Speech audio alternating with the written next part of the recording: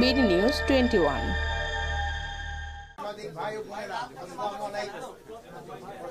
নিষিদ্ধ ঘোষিত সংগঠন হিজবুত তাহরির আপনারা দেখছেন গত শুক্রবার জুমার নামাজ শেষে নিষিদ্ধ ঘোষিত সংগঠন হিজবুত তাহরিরের সদস্যরা বাইতুল মোকাররম এলাকায় একটি মিছিল করে। পরে পুলিশের বাধার মুখে সেটি পণ্ড হয়ে যায় এবং তাদের কয়েকজনকে গ্রেফতার করা হয়। সরকার এই বিষয়ে জিরো টলারেন্স নীতি গ্রহণ করেছে। কোনোভাবেই কোনো নিষিদ্ধ ঘোষিত সংগঠনকে কোনো রাজনৈতিক কার্যক্রম পরিচালনা করতে দেয়া হবে না। এ ব্যাপারে আইন শৃঙ্খলা রক্ষা বাহিনী তৎপর রয়েছে। নারী শিশু নির্যাতন ও ধর্ষণ, বাংলাদেশে ধর্ষকদের কোনো স্থান হবে না। মাগুরায় ঘটনা যারা অভিযুক্ত তাদের সবাইকে ইতিমধ্যে গ্রেপ্তার করা হয়েছে।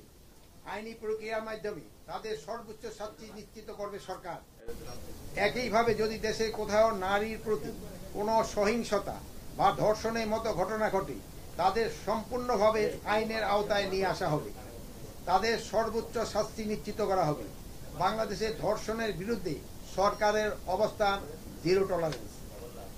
ধর্ষণ সহ নারী ও শিশু নির্যাতনের বিরুদ্ধে আমাদের অবস্থান অত্যন্ত স্পষ্ট।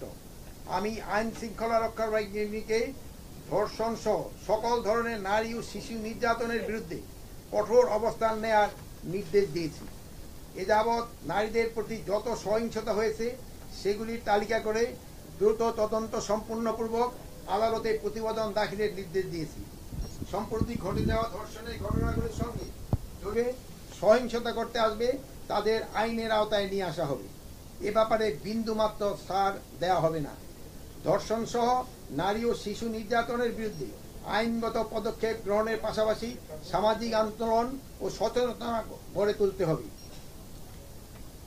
আপনারা দেখছেন কিছুদিন আগে চট্টগ্রামে পতেঙ্গায় এক এসআইকে কিছু স্থানীয় মাদক সেবী ও দুষ্কৃতকারী ও ছিনতাইকারী মব সৃষ্টি করে মারধর করেছে, যাদের পরবর্তীতে গ্রেপ্তার করে আইনের আওতায় আনা হয়েছে।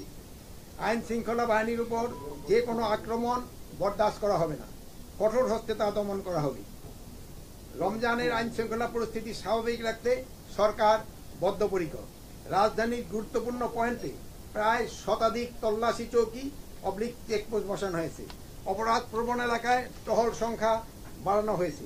সেনাবাহিনী, পুলিশের বিভিন্ন ইউনিট, বিজিবি, আনসার সমন্বয়ে যৌথ বাহিনীর টার্গেট এলাকাসমূহে জোরদার অপারেশন পরিচালনা করছে।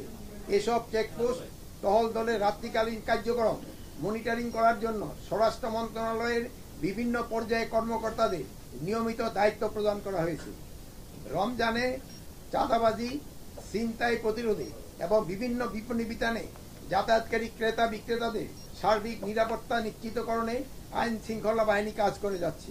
এ ব্যাপারে তারা সর্বোচ্চ সতর্ক অবস্থায় রয়েছে। রমজান ও আসন্ন ঈদে সাধারণ জনগণের বাড়ি যাত্রা নিরাপদ ও নির্বিঘ্ন করার লক্ষ্যে মহাসড়কসমূহে চাঁদাবাজি ও ছিনতাই রোধে প্রয়োজনীয় ব্যবস্থা গ্রহণ করে আইন শৃঙ্খলা বাহিনীকে প্রয়োজনীয় নির্দেশ দেওয়া হয়েছে। যে সকল অপরাধে ভিডিও ফুটেজ পাওয়া যাবে সেগুলি সংগ্রহ করে ফ্যাক্ট চেকিং করে অপরাধীদের শনাক্ত করা হবে এবং আইন অনুযায়ী পরবর্তী ব্যবস্থা নেওয়া হবে।